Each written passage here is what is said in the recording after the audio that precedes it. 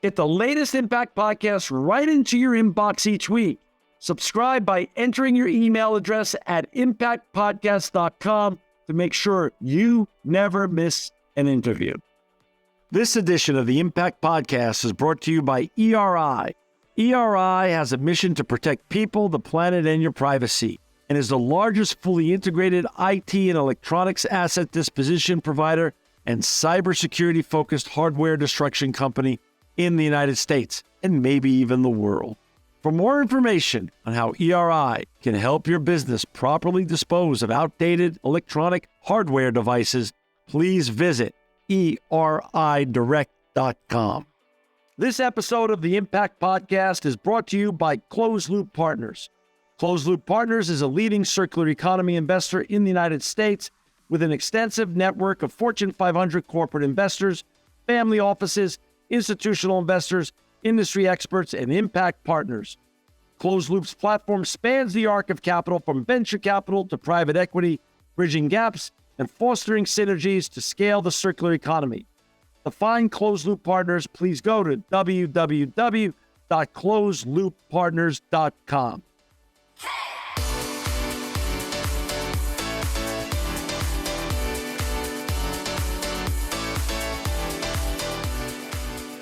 Welcome to another edition of the Impact Podcast. I'm very excited to have with us today Rainey Hake Austin. She's the president of the agency. Welcome to the Impact Podcast, Rainey. Thank you, John. Thank you for having me. It's a pleasure to be here. This is just a joy for me. My daughter-in-law, Bridget Shigarian, was the one who suggested we have you on. She's a huge fan of yours. Actually, so is my son.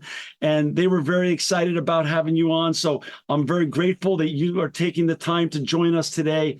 And before we get talking about all the great things you're doing as the president of the agency, I'd love for you to share with our listeners and viewers out there, Rainey, your background. Where'd you grow up and how'd you get on this fascinating and important journey that you're on already? I appreciate that. It's been, I know Mauricio teases me. He says I look like I'm 12 years old, and I've been in the real estate industry for almost 30 years now. So that's almost impossible because even when our cameras went live, I didn't know what Mauricio told you, but I said to you, you just look so young. Whatever you're drinking or eating, you're the fountain of youth. It's great. Well, I appreciate that. That's an amazing compliment. And I've had a wonderful sort of journey to get me to where I am. I fell into real estate at an early age. I was born on the East Coast, but I've lived in California most of my life. I did a stint in property management when I first started off, and it was just supposed to be a summer job. I just was going to be a receptionist, and I ended up becoming the office manager, running the office, opening the sales division. We did some M&A. We bought a smaller company and then a bigger company. I oversaw all of that before I finished high school. I computerized the office. I figured out how to incorporate website. I learned how to do Dreamweaver on my own just by sort of being born into that digital age. Figuring out the technology pieces of things and just the puzzle pieces of putting things together was always really intriguing for me. So it wasn't real estate per se that got me interested in my path. It was problem solving. And so I went away to college. I went to Berkeley in California and worked full time and went to school full time, commuting back and forth to the office. I don't remember most of those years, a little fuzzy, not a lot of sleep. And then I left that company to go work for another company that had a bigger brand, Alon Pinnell Realtors, who after my stint with them actually became the 5th largest real estate company in the country, though we were located just in the San Francisco Bay Area, a lifestyle company. And I, again, sort of left my VP role to become marketing coordinator, marketing manager, VP of marketing. And then I decided to take a little bit of a break and I went across the pond to England. I got my master's in my MBA because, why not quit your job and spend your life savings just to kind of improve? It's my journey as a lifelong learner. It was really important to me. I knew if I didn't do it, then I was never going to do it. And then it was 2008, 2009. I graduated during the downturn and got thrown back into real estate again. So they created a new position for me back at Alon Pinnell to be the head of corporate affairs and eventually the COO, where I ran marketing, technology, training, strategy, and operations. And as I said, sort of grew the company to $12.5 billion firm. And then we were acquired by Compass. I oversaw the integration of the big acquisitions they were doing in the San Francisco Bay Area, Northern California, eventually took over all of the West Coast for Compass operations, and sort of decided that that wasn't necessarily the right place for me, but learned a lot being at boutique and then being at a larger growing company. And the opportunity to move to the agency came forward. And I really felt like it was the place where I could take everything I've learned in my career and the best brand that inside of real estate that at that point was really just a regional LA-based company, and take that and really fulfill the vision that we had. And I met Mauricio and Billy, the founders. I almost didn't take the call. It was one of those like, this interesting brand that I'd been following was interested in, but in my mind, I was like, I'm not LA, I'm not Beverly Hills. That's not really my vibe. But smart business, mentors have always told me you never turn down an opportunity. So I said, I'll just see what this is all about. And I did. I just fell in love with Billy and Mauricio. I went down and spent several days with them. I brought my family down. And we really just looked at the world the same way, looked at business solving the same way. And it was an amazing opportunity for me to really take everything that I learned, all of my talents, and bring it to this amazing brand and this shared vision we have of creating a truly international luxury lifestyle company. And I'd, been had opportunities in the past to be part of organizations and entities who said that they were international or were luxury, but there was like a lot of smoke and mirrors involved in that over the years of different marketing companies that existed and other brands I had worked with. And I just really felt like now is the time to get on the ground floor and build something the right way with the right people who are passionate about really redefining real estate. And it's been an amazing journey. So that's a bit of how I've gotten to where I am today. Rainey, what year was that you were being courted by the agency and that you took that position? So I joined the agency just about 4 years ago, and it was an amazing sort of transition because I had a 2-year-old toddler at home. I had just had my 6-month-old baby. We were in the middle of COVID. I remember the very first meeting I had at the agency. I was breastfeeding my little one, and her little hand was coming up, and I was addressing the whole company, and it's like trying to be a mom and running a business in the middle of COVID and just kind of make it all happen. So a little bit of everything. And just going to the essence of how humble of a human being that you really are. When you said you went across the pond and you got educated and you got your MBA, you just didn't go across the pond. You went to Oxford, University of Oxford, and you got your MBA. And was that always a dream of yours? I mean, you went to Berkeley.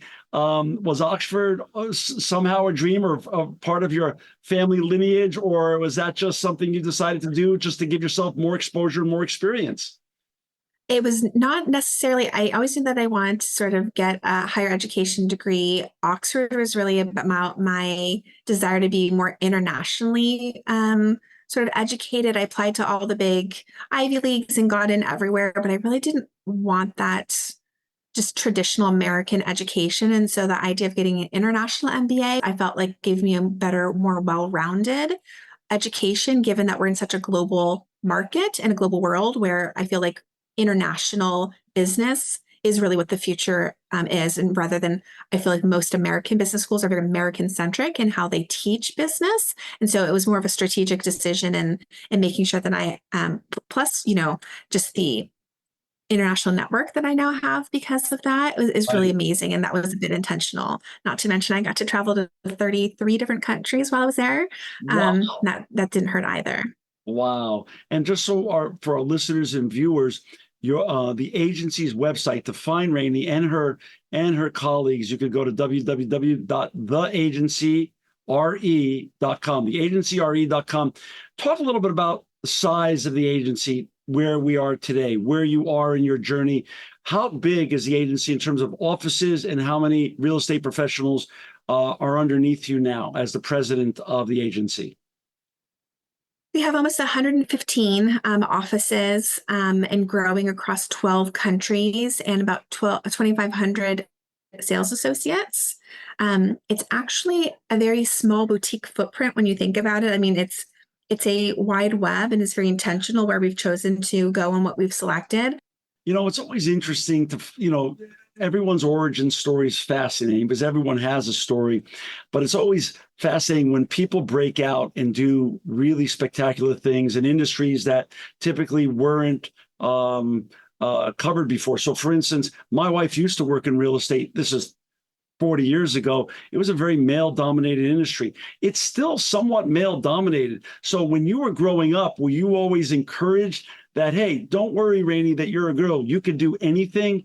Was it a feminist household? Was it a capitalist household? Was it a mixture of both? Or were you just told there's nothing going to hold you back, and there's no ceilings anywhere? Where did you get the ability, the general feeling that nothing's going to hold you back from anything you want to do?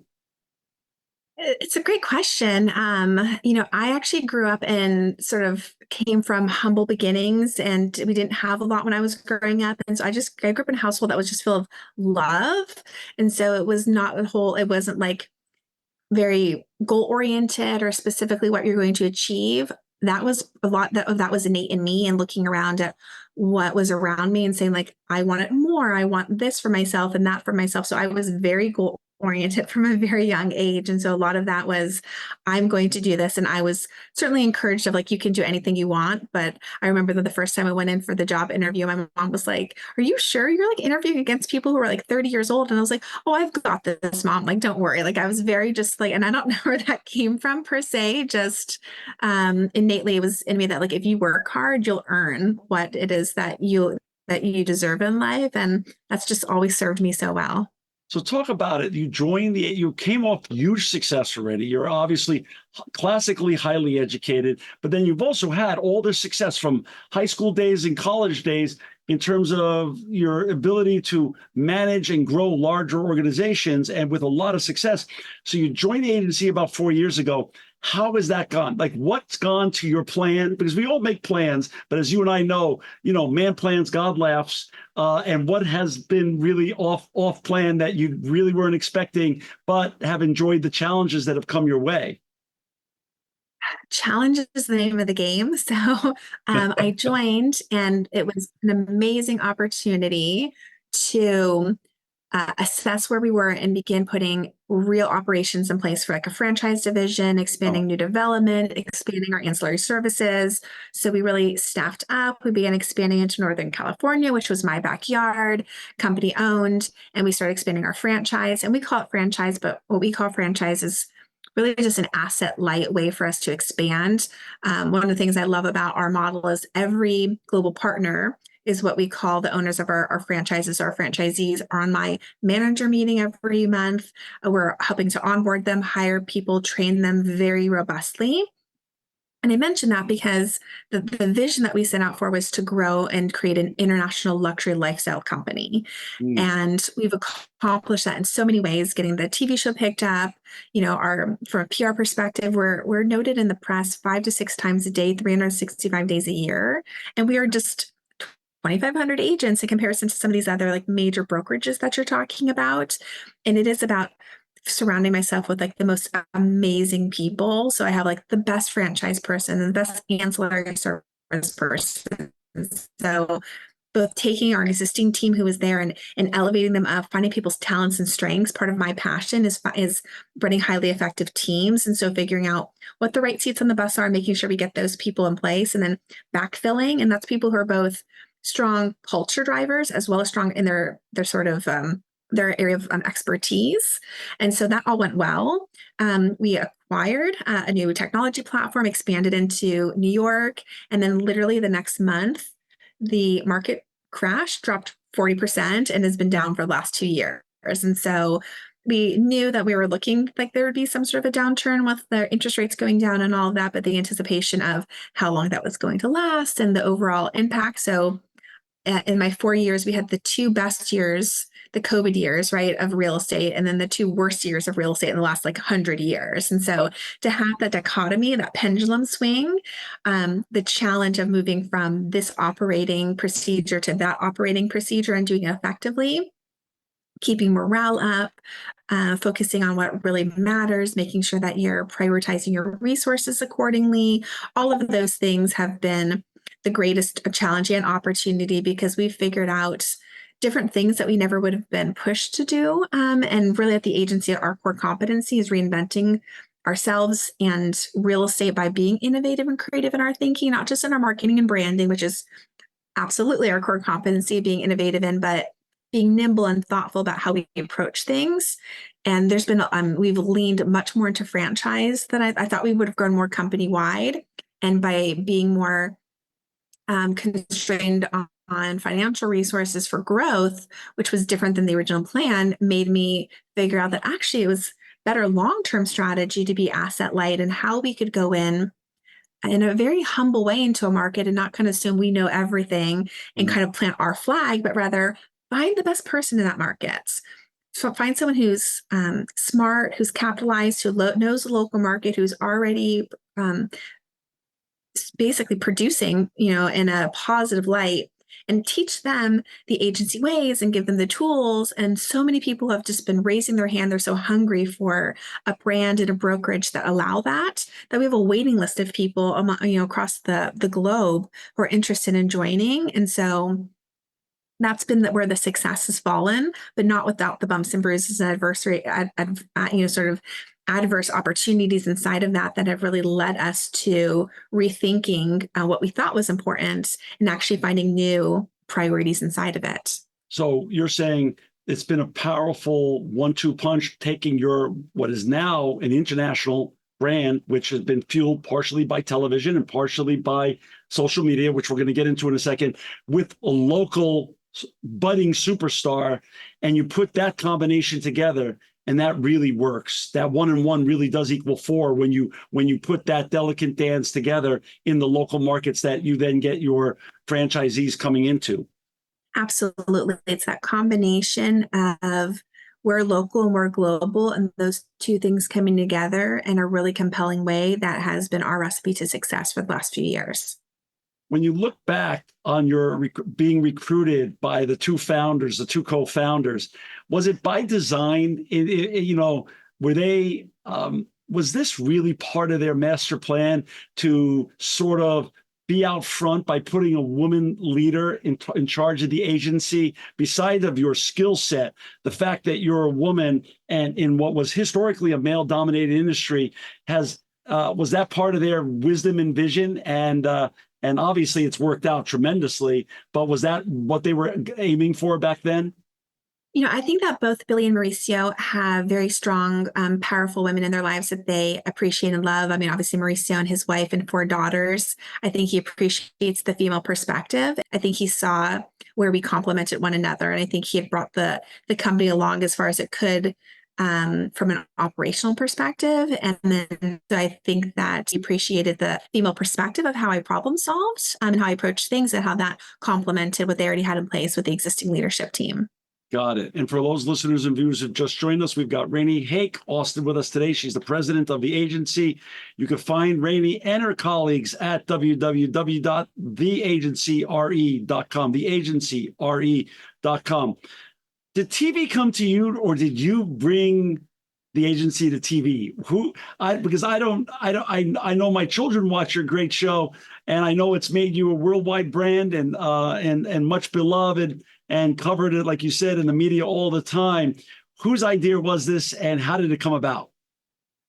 That is all Mauricio. Mauricio is, I think, often considered to be the first celebrity real estate agent out there. So he really was the brains behind the Housewives of Beverly Hills and bringing that together. And he and Kyle launched the idea of the agency being born as his brainchild on the show. So that was another reality TV show that wasn't real estate related, but that understanding the power of television and creating that and using that as a platform to launch the brand.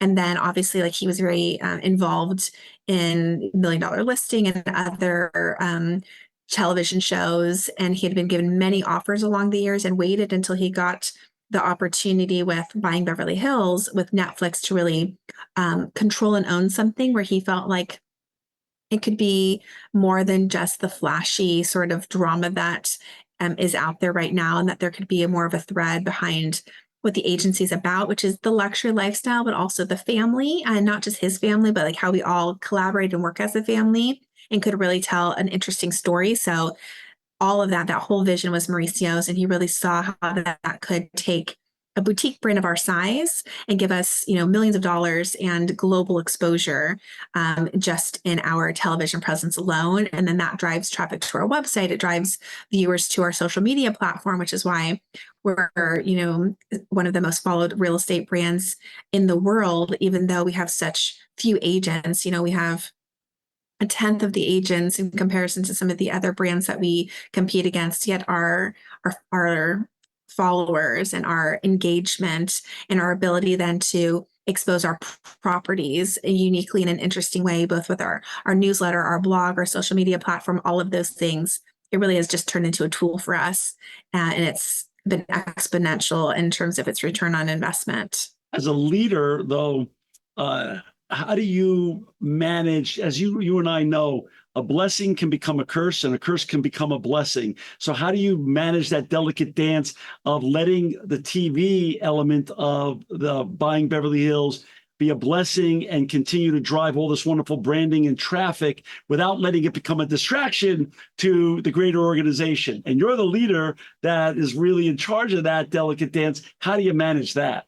Oh, that's a great question. And often the elephant in the room, right? So for every thing that someone loves, someone else hates it, right? And so that becomes an issue when recruiting an agent, or if an agent's going out for a listing presentation, or if we're talking to a new franchisee opportunity and they're like, well, the show. And now the show is television. And while they call it reality television, Right. it's, not all reality. Right. And so there's a lot of drama that they have to create and put in there to make it good TV. And in doing that, it doesn't always paint the best picture of everything, but ultimately we focus on the value behind it. Even if reality TV isn't your cup of tea, you have to recognize that as a real estate professional, it does drive, like we were saying before, all of this value to you and to your clients. And so leverage it for what it is. Like, I don't watch reality TV, and that's okay. Like, I can still run a business that is super successful in that world.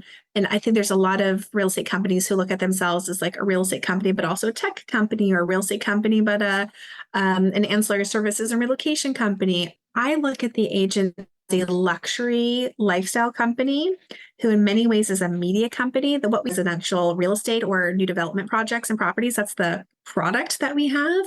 But really we are a media company who is fulfilling a luxury lifestyle need for those. And that fits into the television piece. That's why we have a luxury magazine. All of our content that we create, we have a newspaper in New York that we launched. And part of that's also part of like our guerrilla marketing tactics. I was just in New York at our East Coast headquarters. We have wild postings up and interactive opportunities. We'll have street performers who are donating money, who are performing in the agency name, donating money to our cause and our charity. So we like to think about things differently. We like to catch people's attention. We like to surprise and delight. And there's good and bad that comes with all that. It doesn't always hit everybody, but I always say like, Mauricio will say like, we don't want to be vanilla. And it's like, but I see it like, you can't be everything to everyone. And so you have to know like who your niche is and who you're targeting, and stay true to that. And if you stay true to that and believe in your values and what you are, and know that doing good and being good is good business, you'll get to where you need to be, even though there's always be haters out there. Like, take a breath and not focus on that. And we really work with the team on that too, like not to be distracted by it, but it is the inevitable other side of the pendulum. And it's a great point. Like you said, when you look at it that way from a holistic approach, there's these negatives to everything in life. But you're saying the positives far outweigh the little nuisances and negatives that come with all that kind of visibility and publicity. And that makes so much sense. That makes so much sense. Hey, Rainey, if I was interviewing to become one of your franchisees, I'd say, hey, Rainey, I'd ask one of your executives to send me a list of 2 or 3 other franchisees I could talk to, just to get a feeling of what's going, how it is to become part of your greater agency. And one of my questions would be to them is, well, what's it like to work with Rainey? What is she like? What's her leadership style like? So what do your franchisees say about your leadership style? When, if you could be a little fly on the wall when they're talking about you, what do you think your leadership style is perceived as by the franchisees across the agency? Yeah, I think in general, the team would probably describe me as having a fairly warm approach to how I approach our leadership, but also a very customized approach. Like I like to meet people where they are, so it's not a rigid, dogmatic way. My management style is customized to the individual that I'm working with. So, what is the need of the franchisee out there? Are they a large franchise who's converted and they need my marketing and sort of strategy expertise? Are they someone smaller who is maybe this is the first time and they're just apprehensive about making a shift and they need me to meet them in the place of like building trust and respect on like, hey, I've made these big shifts in my life before too, and this is how I've thought about it or how I've accomplished things. And so I try to lend myself to being a good listener and always focusing on solving the root cause or root problem that we're looking at. People ask me all the time, like, what do you do? And my husband's always like, oh, she's like a real estate executive. I'm like, I'm a problem solver. I solve problems all day long. Right. That's what I do. And I happen to be lucky that I do it very well. My husband calls it my Jedi mind trick, but like I am able to figure out like what needs to happen. I can sort of translate things from multiple people in the room who all think they're saying the same thing, but I tend to have a talent to be able to say, you think that you're saying the same thing that that person's saying, but they're receiving it differently. And I can see that. I'm going to help translate and also make sure that what needs to get accomplished gets accomplished. And for me, it's not about getting credit for it or being in the spotlight per se. It's about getting things done and done well. And so it's very collaborative.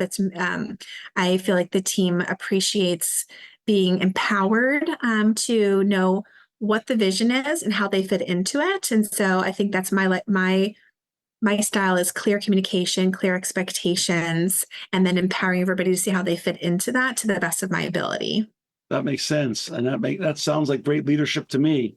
So now, as you said to me earlier, there was 2 years of greatness, of great real estate activity during the last 4 years, and then 2 very challenging years. So you've got, you're on the 50-50 balance, but there's some new challenges that have come out, just like life changes and business evolves. So talk a little bit about, it's gotten a lot of publicity, the NAR settlement, the National Association of Realtors settlement. And what does that mean for the future of your industry? And how does the agency adjust for that change that's coming? Change is always hard for everybody, but I feel like we're really wrapping our arms around them on this transition. And there's just so much unknown. And I think that's what you have a settlement, and then it takes a while for things to get ratified. And then what are the implications of it? And when are the changes going to happen? And so everyone's talking about it, and there's all these news cycles, but no one actually knows what it means yet. And so going back to your question before, like I'm just trying to keep everyone focused on like, business is business until it's not. Everything's the same until it's not. But we have a lot of leadership inside of the real estate industry and a strong voice. And so our team is helping to structure how this unfolds with updating contracts and being proactive in the industry to make sure that we can, our vision as a company is always to be redefining the way that real estate is done. And that means being thought leaders. And so as things like this come up, we say, okay, what is the opportunity here to do things better? Obviously, this came up for a reason in terms of whether it's the support that people thought they were getting from NAR or not, whether it's the transparency on commissions or not. And so how can we approach this in a way to solve those problems in a meaningful way? Interesting. And like you said, I go back to something you just said. Part of what you do as a leader is keeping everybody focused, and all these externalities that most of us have no control over can become noise and distraction. So keeping everyone focused on, that the mission is the mission and the goal is the goal, I think is really probably one of your, like your husband would say, one of your Jedi mind tricks on making sure everybody stays focused and things of that such. Talking about another micro issue that's come up, because it's still just relegated to one market. In LA, the mansion tax came up. Now, you know, again, what effect does that have on your business or industry? And is that going to be pretty much confined to LA, or do you see that potentially getting bigger in California and maybe even bigger outside of, Los Angeles?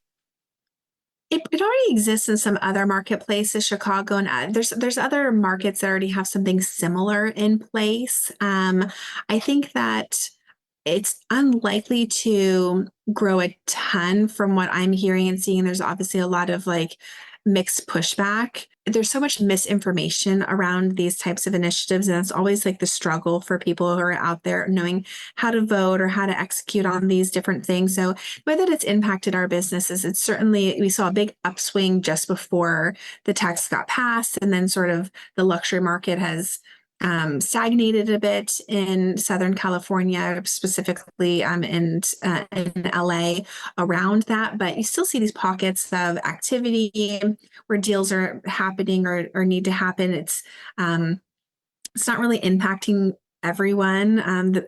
Again, what people don't necessarily understand is like they try to put regulations in place, and I may be a little bit of a my economic background tells me like when supply and demand and, the market will always hit its own natural equilibrium. And when you try to artificially impact that, you usually break it some way. And so Right. there's always sort of ramifications there. And so the idea is that there, there are still opportunities out there for the wealthiest individuals aren't really that impacted by those types of things. And so people are still going to buy and sell, and they're not really accomplishing, I think, what they want to accomplish inside of it. And it just has disproportionate, sort of unintended consequences. And really it's hurting more than it's helping in so many ways. And so again, I hope that it gets revisited.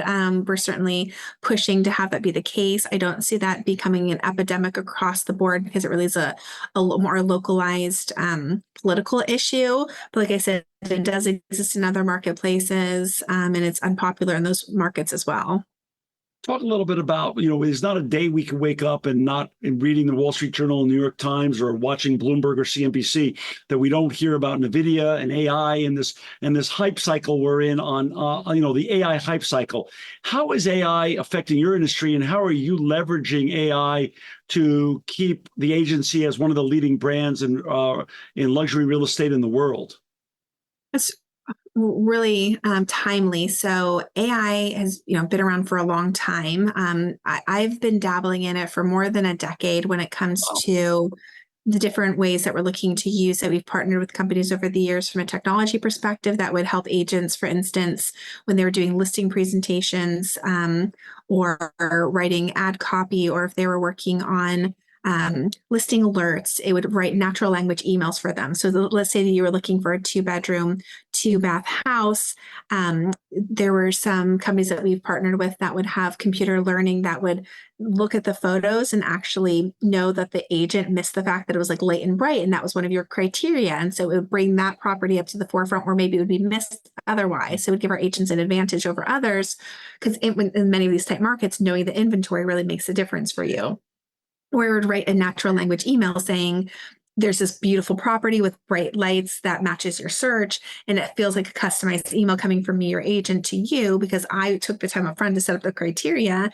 But it allows me to have what I consider to be a high touch approach to being a real estate agent, where it feels customized, but it's also scalable and repeatable. So we focus a lot on how to provide these amazing customer service experiences, and we try to use technology to enhance the human experience. And so AI has really helped us in that regard. Now with all the chat GPT and other things like that, a lot of our agents are using that to quickly and easily write things like ad copy, which would be laborious for them before, or customized materials. We remind them that, it doesn't always know things like fair housing rules, and you have to make sure that that you are using technology with your brain still turned on, and that you're not just using it passively. But as a company, we're also trying to figure out, because within our branding and our marketing, it's a core competency, but how do we expand that above and beyond and do more? We really encourage our agents to do a lot of interactive things on social media, content creation, video. A lot of agents get stuck in, well, how do I do scripting for that? What do I do? So it's like, well, how could you use AI to help you figure out some of those different pieces. And so we're really diving into it on a marketing and operations perspective, but also like behind the scenes and in all of our departments. And so we're not ones to chase the shiny object, and or just use the new thing that everyone else is using. But we are always trying to look forward to not the trends or the fads, but kind of that undertow that is kind of consistently moving forward, so that you can kind of miss the peaks and valleys, but catch the thing that is forward moving momentum. And for us, this idea of automation, computer generated content, AI, big data. That's been something that we've been, into for, like I said, over a decade now, and trying to figure out how to use predictive analytics to really help us in our business planning, in our prospecting. So there's a lot of ways that we've leveraged and utilized it, both at a company level and encourage our agents to use it at a localized sort of one-on-one level.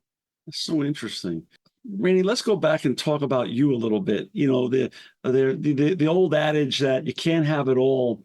You seem to disavow those who get to know you or get to understand you a little bit better. That's not actually true. You're a wife, obviously, and a supermom, and also a very successful businesswoman. How do you manage from a time perspective and from a focus perspective to make it all work? Well, I just don't sleep. I mean, that's the hobby. No, I do. My imbalance is my self-care piece. So I always do try to like fit that in. I've started to do things like take my meetings while I'm walking, or do other things like that to work it in. I'm the master of multitasking. If you look at my calendar, my husband has anxiety attacks. It's color coded and triple blocked for everything that I have to get done in a single day.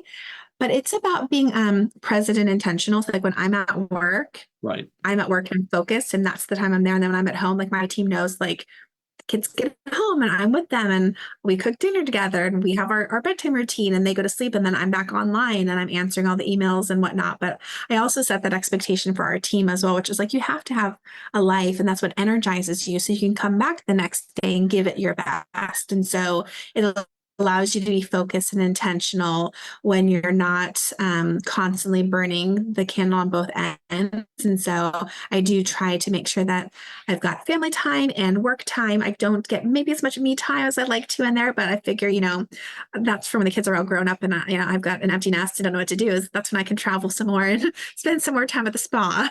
But until then, I'm happy just doing what I love every day. So I'm very lucky. I feel very blessed. And you're still very young as the arc of life goes, and as we've all, Charlie Munger died 34 days before his 100th birthday, and he was still sharp as a tack and going strong when he passed. So, and you're in your early 40s. Talk a little bit about who inspires you, and where do you find your inspiration and aspiration external from the agency? Yeah, I love that. I look at the kind of person that I want to be. I've always looked at myself as being a little bit more in my head. And so like at a young age, like Albert Einstein and stuff like that was always like a personality someone who was a really creative problem solver. I took 4 years of physics, advanced physics at Berkeley, and rocket science, and all, like, not for my major, just because I love this idea of figuring things out and the larger universe around us and how we fit into a bigger picture and having purpose inside of all of that. And so for me, it's about, I share a birthday with Abraham Lincoln, and I love that he is a person of fortitude. And even though it was hard, you make our decisions. And so as I look at who I've become as a person and how that's informed me as a leader, being a creative problem solver, being someone who knows what my values are and sticking to those in terms of having business acumen and fortitude inside of that. And then I also really, with great intention, approach life with as much grace and ease as I possibly can, and try to bring a positive, really gratitude filled, maybe a sense of abundance is where I come from, versus a place of scarcity, very much into the more like spiritual, more positive way of setting motivations and inspiration. I've got Marcus Aurelius meditations on my desk Oh, you're here. becoming a stoic. Ryan Holiday is your new guy. I see what's happening here. I love it.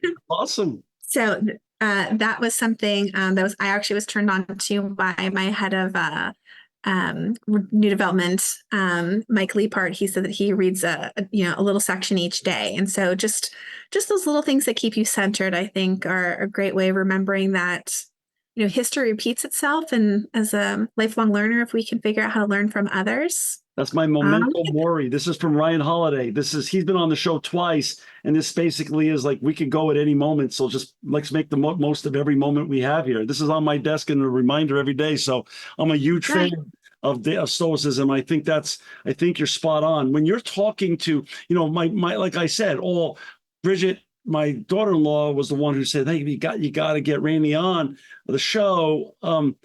You've become a leader and an inspiration to a whole nother generation of young women out there.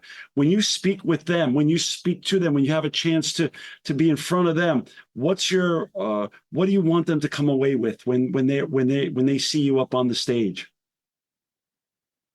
The same thing I want my two little 4 and 6 year old walk away with. It's just like you can be anything and do anything that you want to be. Like our gender, who we are. I had a lot of adversity growing up that I overcame, and I actually shared my story to our team last year on stage. And I had so many people come up to me, and I was just like, "Thank you so much for sharing that." And having been through so many different things, and to your point, like looking like you're 12 years old and being the only female at the table of leaders who are almost all older white men, and like feeling like you have to prove yourself. And it's like, don't be scared by that. Like, rise to the occasion. And it really is about being true to who you are and having confidence in that. And I just believed that if I knew what my talents were and I worked really hard and I came from a place of giving value first, right? And so it wasn't being apologetic for that, but it was like, I have value to give, and I'm just gonna freely and abundantly give that, and that just a belief that the world pays you back with that. So